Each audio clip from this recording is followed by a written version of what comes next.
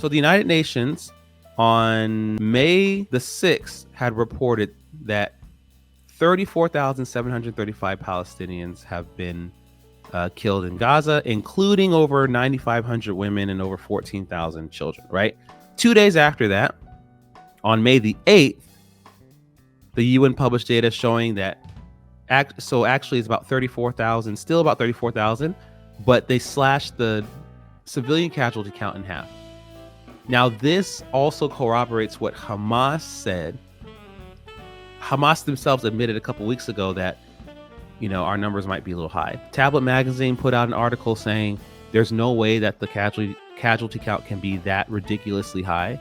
And yet, what you have, mainstream media, all the way up to the President of the United States, President Biden, has even cited the number. The damage has been done, but the problem is you have useful idiots, and then you have people who have an agenda, and they work very well together, right? You have useful idiots who want to believe a certain thing, and you have the people with an agenda who feed them exactly what they want to believe, and then you have this. So now it doesn't matter that this report came out. It doesn't matter that it's probably still an exaggeration. It doesn't matter that Hamas always inflates numbers. People are going to believe what they want to believe. But the UN itself said, hey, by the way, we know that the numbers that we reported and that we've been citing have been used by entire countries and entire governments and mainstream news and activists all over the world to prove that Israel is quote unquote committing genocide. But,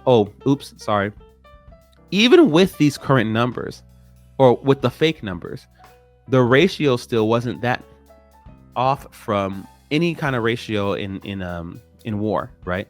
Meaning ratio of civilian casualties to combatant casualties. But now these numbers that are closer to being accurate literally puts Israel way in front as the by far the best army, the best military in the world in terms of the least amount of civilian casualties. It's just the truth. It's just the numbers. You could say, every death is tragic. Every death is tragic. The numbers say what the numbers say. So the UN came out and said, actually, it's about half that. It's probably less. In 2021, Hamas put out a collage of photos, pictures of children that were murdered by the Israeli government.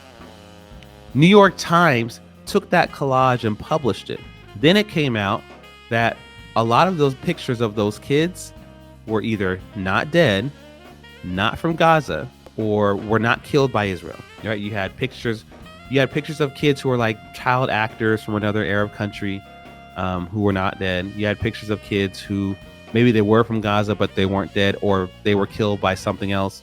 Random, like I said, is Arab kids from different countries, maybe from the US. It's just so much so that the New York Times had to take it down. Here's my question then. Why do we keep taking information from Gaza's health ministry, who is just Hamas? Why do we keep taking these reports as gospel? Because we want to. Why did Candace Owens and Charlie Kirk jump on Israel when they thought Israel bombed a church? Because they wanted to believe that Israel bombed a church. Because when the information came out that they did it and the church was still standing, what did they do? They did nothing. That's because they wanted to believe that Israel bombed a church. When it turned out that they didn't, no, it doesn't suit my needs anymore. So I'm moving on.